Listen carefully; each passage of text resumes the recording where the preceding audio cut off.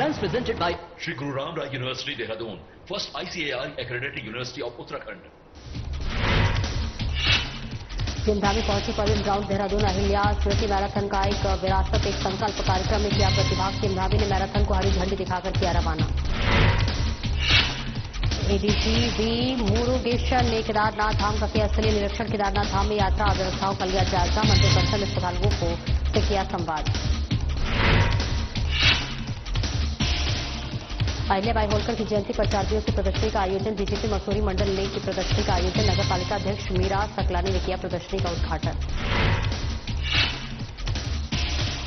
चारधाम यात्रा को लेकर श्रद्धालुओं का उमड़ा जनसैलाब। लगभग 16 लाख से अधिक श्रद्धालुओं ने किया चारों धाम के दर्शन। यात्रा में किए गए कुशल प्रबंधन को लेकर तीर्थयात्री खुश।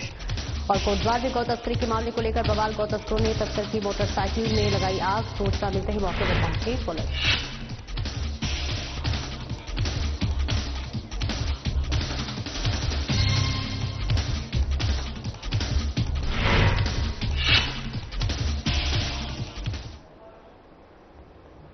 नमस्कार, स्वागत है आपका। मैं हूं आपके साथ सपना दीपक मदेशिया। बुलेटिन का आगाज करेंगे। मुख्यमंत्री पुष्कर सिंह धामी पवेलियन ग्राउंड देहरादून पहुंचे हुए हैं। जी हां, आपको बताते चले जहां पर अहिल्या स्मृति मैराथन एक विरासत एक संकल्प कार्यक्रम में प्रतिभाग किया। मैराथन को हरी झंडी दिखाकर रवाना किया। सीएम ने युवाओं के साथ मैराथन में दौड़कर किया उत्साहवर्धन। इस प्रकार के आयोजन समाज में लाते हैं जागरूकता। सीएम धामी ने कहा, एकता लाने के साथ स्वास्थ्य समाज का भी करते हैं निर्माण। अहिल्याबाई होलकर का रहा बड़ा योगदान। महेश भट्ट बीजेपी प्रदेश अध्यक्ष ने कहा, वही नई पीढ़ी लेता है उनसे प्रेरणा। भारत की संस्कृति को जन जन तक पहुंचाने का कार्य किया और हर रूप से हो रहा है उनका स्मरण। बड़ी संख्या में सभी ने मैराथन में किया प्रतिभाग।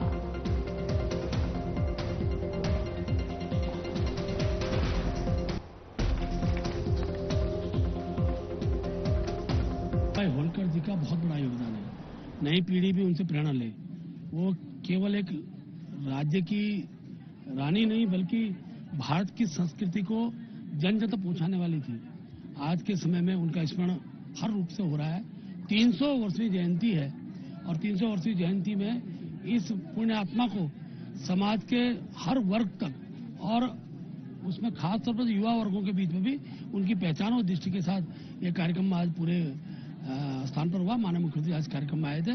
मैं हमारी जो महानगर की इकाई उसको बधाई देता हूं और बड़ी संख्या में बच्चों ने इसमें प्रतिभाग किया, युवाओं ने प्रतिभाग किया, मातृशक्ति ने प्रतिभाग किया और ऐसे जो 65 साल से ऊपर के भी जो वरिष्ठ नागरिक थे उन्होंने प्रतिभाग किया। ये इस बात का संकेत है कि रानी अहिल्याबाई होलकर के स्मरण को आज भी चिरंजीवी रखने के लिए कार्यक्रम सब जगह हो। शहर में बढ़ रहे स्टंट गतिविधियों को लेकर पुलिस प्रशासन के साथ साथ आरटीओ देहरादून भी सक्रिय मोड में है। देहरादून आरटीओ संदीप सैनी ने बताया कि ऐसे लोगों के सोशल मीडिया अकाउंट्स को चिन्हित कर उनकी जानकारी निकाली जाएगी। साथ ही मौके पर आरटीओ की टीम उनके घर जाकर कार्रवाई करेगी। उन्होंने बताया कि कई बाइक स्टंट कार्यकर्ताओं ने माफी मांगकर आश्वासन दिया है कि वे रोड सुरक्षा पर वीडियो बनाकर सोशल मीडिया में पोस्ट करेंगे।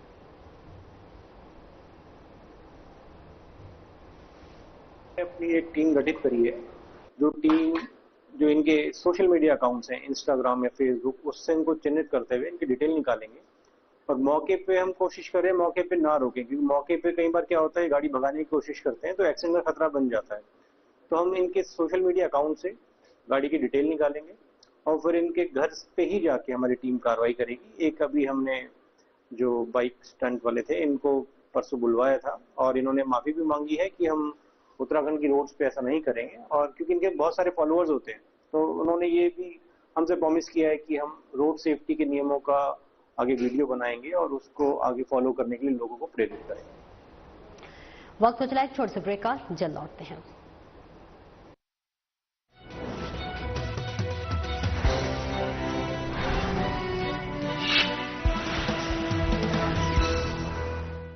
Graphicera deemed to be University Dehradun, ranked amongst the top 52 universities of India by NIRF 2024 with consistent high placement records with multinational giants like Google, Amazon, Microsoft, Atlassian, Adobe, PayPal, Deutsche Bank and many more. Apply on geu.ac.in or call us at 1800-890-6027. Graphicera, transforming dreams into reality.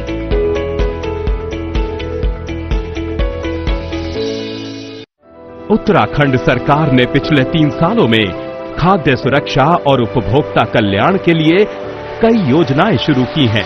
मुख्यमंत्री पुष्कर सिंह धामी के नेतृत्व में विभाग ने सार्वजनिक वितरण प्रणाली को सशक्त किया, जिससे राज्य के प्रत्येक जरूरतमंद नागरिक तक खाद्यान्न और ऊर्जा पहुंचाने की प्रक्रिया आसान और पारदर्शी हुई है।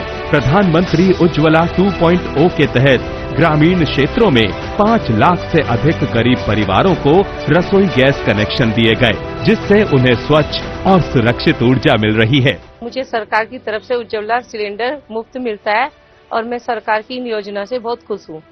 हमें उज्ज्वला गैस कनेक्शन मिला है, उससे हमें बहुत अच्छा लाभ मिल रहा है। उसके लिए मैं सरकार को धन्यवाद करना चाहूँगी।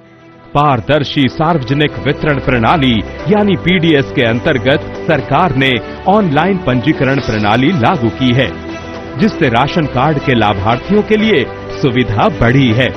इस पहल के तहत 10,000 से अधिक नए राशन कार्ड जारी किए गए हैं। उत्तराखंड सरकार ने गरीबों को सस्ती दरों पर खाद्यान्न उपलब्ध कराने के लिए सरकारी राशन दुकानों के माध्यम से अनाज की दरों में कटौती की है, जिससे आर्थिक रूप से कमजोर वर्ग के लोगों को लाभ मिल रहा है। गेहूं चावल सही तरीके से मिल जाती है, सरकार को धन्यवाद। पति मेरा नहीं है, राशन मिलता है फ्री में, इसी से गुजारा करता हूँ। 3 बच्चे हैं मेरे। उत्तराखंड सरकार की ये योजनाएं सिर्फ विकास नहीं बल्कि हर जरूरतमंद के सपनों को साकार करने का संकल्प है। जब हर घर में भोजन होगा, जब हर रसोई में उजाला होगा, तब उत्तराखंड वाकई आत्मनिर्भर और समृद्ध बनेगा। हर घर अन्न, हर घर उजाला, खुशहाल उत्तराखंड की यही पहचान। 11 schools, infinite possibilities. From healing in hospitals to discovery in labs, from art to agriculture. This is more than a campus. This is where futures begin. Shri Guru Ram Rai University, where dreams take flight. Admissions open for 2025 batch.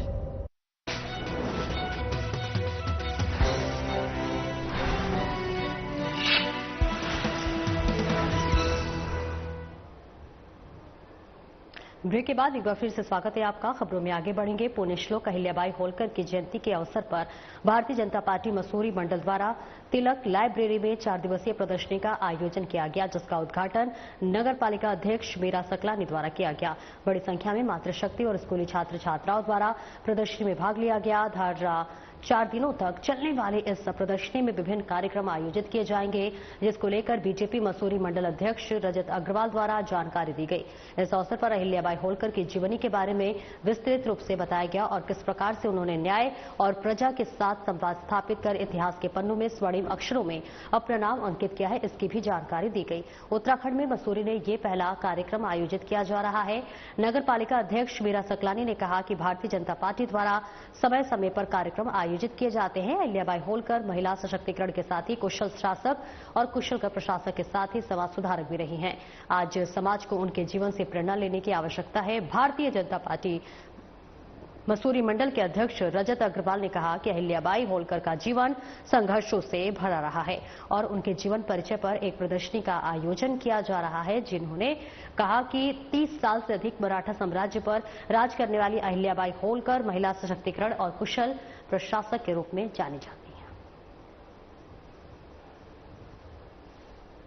संगठन का कार्यक्रम मिला है और क्योंकि Bharatiya Janata party का जो संगठन है वो हमारे जो इतिहास में जिन्होंने इतिहास रचे हैं, ऐसे विभूतियों को याद करना पार्टी संगठन की प्राथमिकता रही है। और आज उसी के तहत मातोश्री अहिल्याबाई की 300वीं जयंती को याद के उपलक्ष्य पे यहाँ पे आज पूरी प्रदर्शनी का कार्यक्रम किया गया है। लगातार 3-4 दिन का कार्यक्रम भारतीय जनता पार्टी द्वारा अहिल्याबाई होलकर जी की 300वीं जयंती के उपलक्ष्य में कई कार्यक्रम करे जा रहे हैं। उसी कार्यक्रम के संदर्भ में मसूरी मंडल द्वारा 10 दिवसीय कार्यक्रमों की शुरुआत की गई थी 21 मई को और समापन 31 मई को होगा। तो 21 और 22 मई के कार्यक्रम करने के बाद आज 28 मई को हमारे द्वारा एक प्रदर्शनी का आयोजन किया गया है अहिल्याबाई होलकर जी के जीवन परिचय पर और इस प्रदर्शनी में साफ दिखलाया गया है कि इस प्रकार से अहिल्याबाई होलकर जी का जीवन संघर्षों से भरपूर रहा। और आगे बढ़ेंगे जहां कोटद्वार में गौ तस्करी के मामले को लेकर बवाल हो गया है। गौ सेवकों ने तस्कर का पीछा करते हुए उसे दबोच लिया, लेकिन शातिर गौ तस्कर मौका मिलते ही फरार हो गया, जिसके बाद आक्रोशित गौ सेवकों ने आरोपी गौ तस्कर की मोटरसाइकिल में आग लगा दी। सूचना मिलते ही पुलिस तुरंत मौके पर पहुंची। पुलिस ने गोमांस को कब्जे में लेकर जांच के लिए लैब भेज दिया। तहरीर में गौ सेवकों ने बताया कि एक व्यक्ति कुछ दिनों से यूपी के बिजनौर गोमांस लेकर कोटद्वार के लकड़ी पड़ाव से बेच रहा है, जिसके बाद गौ सेवकों ने मौके पर पहुंच गौमांस तस्कर का रंगे हाथ पकड़ने की कोशिश की, जिसका पीछा करते हुए उसे घेर लिया गया, लेकिन शातिर तस्कर गौमांस का बैग और अपनी बाइक छोड़कर फरार हो गया। इस घटना को लेकर गौ सेवकों में आक्रोश है। फिलहाल पुलिस मामले की जांच में जुटी हुई है। काशी रामपुर तल्ला कोटद्वार एक व्यक्ति द्वारा थाने में सूचना दी गई कि यूपी की तरफ से कोई व्यक्ति बाइक में कुछ मांस लेकर आ रहा है, जो कि संभवतः गौमांस हो सकता है। और इस सूचना पर पुलिस के द्वारा जो है उस जो भी सस्पेक्ट जो मांस था उसको अपने कब्जे में ले लिया गया है और इसमें एफआईआर पंजीकृत की गई है। और जो वो मांस है उसको लैब में जो है परीक्षण के लिए भेजा जाएगा कि क्या वो गौमांस या कोई अन्य किस तरह का है। और इसमें इन्वेस्टिगेशन जारी है और एफआईआर हो चुकी है और संबंधित के खिलाफ जो भी व्यक्ति उसको कैरी कर रहा था उसके खिलाफ विधिक कार्रवाई की जाए। और वही एडीजी ने केदारनाथ धाम का स्थलीय निरीक्षण किया है। जी आपको बताते चले, लगातार श्रद्धालुओं की संख्याएं भी बढ़ रही है और ऐसे में एडीजी अपराध एवं कानून वी मुरुगेशन ने केदारनाथ धाम का स्थलीय निरीक्षण किया है। धाम में यात्रा व्यवस्थाओं का जायजा लिया है, सुरक्षा व्यवस्थाओं की गहन समीक्षा की है। एडीजी ने आवश्यक दिशा निर्देश दिए और इसी के साथ केदारनाथ धाम स्थित नवीन पुलिस चौकी भवन और आवासीय व्यवस्थाओं का भी जायजा लिया। मंदिर परिसर में श्रद्धालुओं से संवाद किया। श्रद्धालुओं ने यात्रा अनुभव की जानकारी ली। टोकन काउंटर व्यवस्था और श्रद्धालुओं की लाइन प्रबंधन प्रणाली की भी व्यवस्था जांची। तीर्थयात्रियों की सुरक्षा को हमारी सर्वोच्च प्राथमिकता बताया एडीजी ने, जहां अतिरिक्त पुलिस बल की तैनाती के निर्देश दिए। मंदिर दर्शन के लिए लाइन और क्राउड मैनेजमेंट को प्रभावी बनाए रखने के निर्देश दिए हैं। फाटा से सोनप्रयाग तक यात्रा मार्ग का निरीक्षण किया। ड्यूटी पर तैनात यातायात निरीक्षक से पार्किंग और यातायात व्यवस्था की जानकारी ली। सीतापुर और सोनप्रयाग स्थित पार्किंग स्थलों की व्यवस्थाओं की समीक्षा की। वाहनों की सुव्यवस्थित पार्किंग, एंट्री और एग्जिट की सहज प्रक्रिया सुनिश्चित करें। शटल सेवाओं को सुचारू और सतत रूप से संचालित करने पर बल दिया। श्रद्धालुओं की बढ़ती भीड़ को ध्यान में रखते हुए लाइन व्यवस्थाओं को सुव्यवस्थित बनाए रखने के भी निर्देश दिए।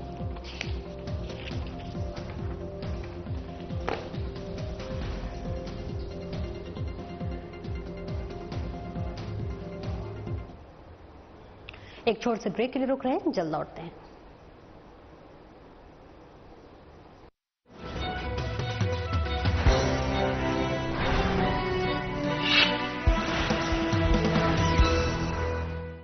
Trafficera deemed to be University Dehradun, ranked amongst the top 52 universities of India by NIRF 2024, with consistent high placement records with multinational giants like Google, Amazon, Microsoft, Atlassian, Adobe, PayPal, Deutsche Bank and many more. Apply on geu.ac.in or call us at 1800-890-6027. Trafficera, transforming dreams into reality.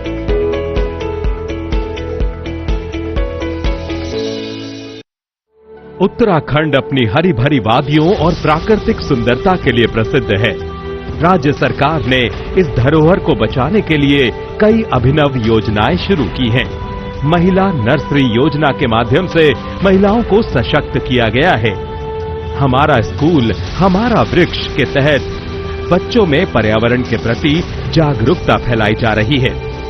हमारा पेड़ हमारा धन से लोग वृक्षारोपण से आर्थिक लाभ उठा रहे हैं और मानव वन्य जीव संघर्ष राहत निधि प्रभावित परिवारों को त्वरित सहायता प्रदान कर रही है।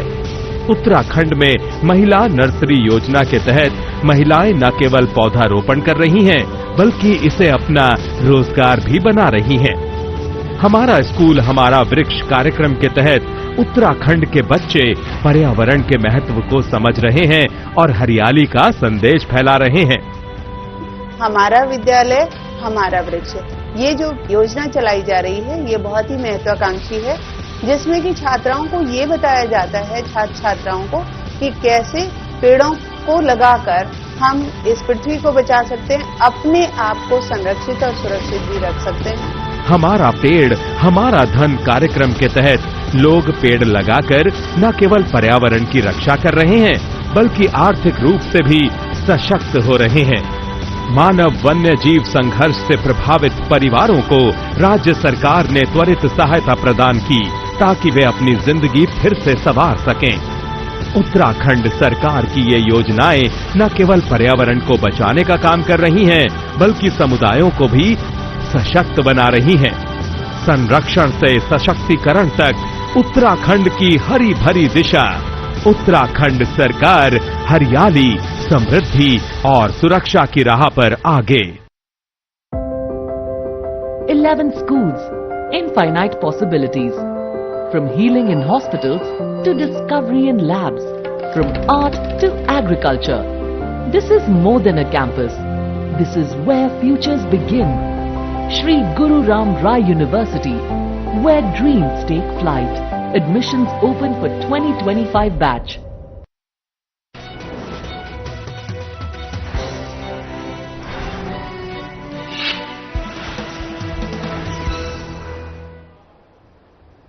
और ब्रेक के बाद एक बार फिर से स्वागत है आपका। खबरों में आगे बढ़ेंगे, जहां चारधाम यात्रा को लेकर लगातार श्रद्धालुओं का जन सैलाब उमड़ता हुआ नजर आ रहा है। आपको बता दें, चारधाम में बढ़ रहा श्रद्धालुओं का कारवां। लगभग 16 लाख से अधिक श्रद्धालुओं ने चारों धाम के दर्शन कर लिए हैं। यमुनोत्री में 2,79,000 से अधिक और गंगोत्री धाम में 2,65,000 से भी ज्यादा श्रद्धालु अब तक दर्शन कर चुके हैं। केदारनाथ में 6 लाख से अधिक और भगवान बद्री विशाल में 4,16,000 से अधिक श्रद्धालुओं ने दर्शन किए। गुरुद्वारा श्री हेमकुंड साहिब में 14,000 से अधिक संगतों ने माथा टेका। यात्रा में किए गए कुशल प्रबंधन को लेकर तीर्थयात्री खुश हुए। धामी सरकार की व्यवस्थाओं का संतोष जताया। हजारों की संख्या में श्रद्धालु करा रहे ऑफलाइन और ऑनलाइन पंजीकरण। श्रद्धालुओं की सुविधाओं को लिए विशेष इंतजाम किए गए हैं। सभी व्यवस्थाएं दुरुस्त की गई।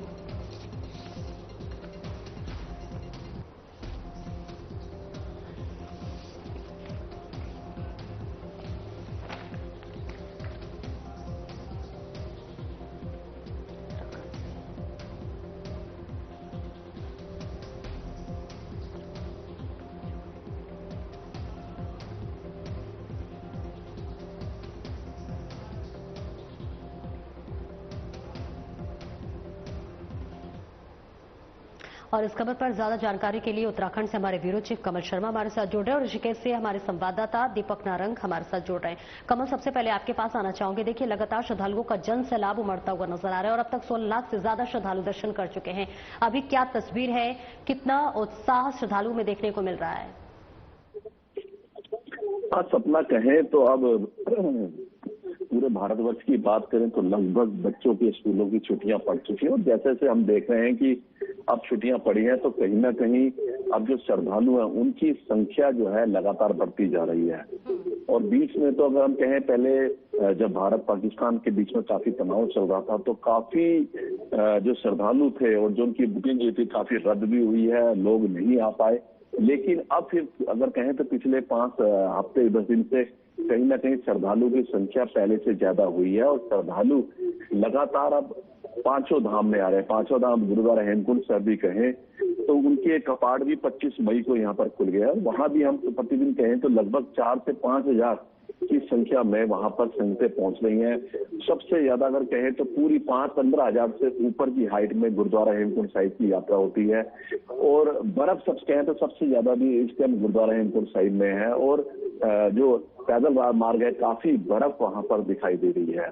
तो कुल मिला के कहें कि गुरुद्वारा हेमकुंड से कहें, बद्रीनाथ केदारनाथ कहें, गंगोत्री कहें, यमुनोत्री कहें, 5 जगह अब श्रद्धालुओं की संख्या बढ़ी है और लगभग 16 लाख से अधिक श्रद्धालु अभी तक 5 धामों के दर्शन कर चुके हैं। सबसे ज्यादा बात करें तो बाबा केदार की, जहाँ हमेशा ऐसे ही होता है, बाबा केदार पे श्रद्धालु ज्यादा वहां पर पहुंचते हैं और लगभग हम कहें तो 6 लाख से अधिक वहां पर पहुंच चुके हैं। बद्रीनाथ की बात करें 4 लाख से अधिक, गंगोत्री यमुनोत्री जो है 3-3 लाख से अधिक वहां पर श्रद्धालु पहुंच गए हैं। और अब धीरे धीरे कहें तो क्योंकि इस बार मानसून का भी बताया जा रहा है, कोई ना कहीं इस बार जल्दी आने की उम्मीद है।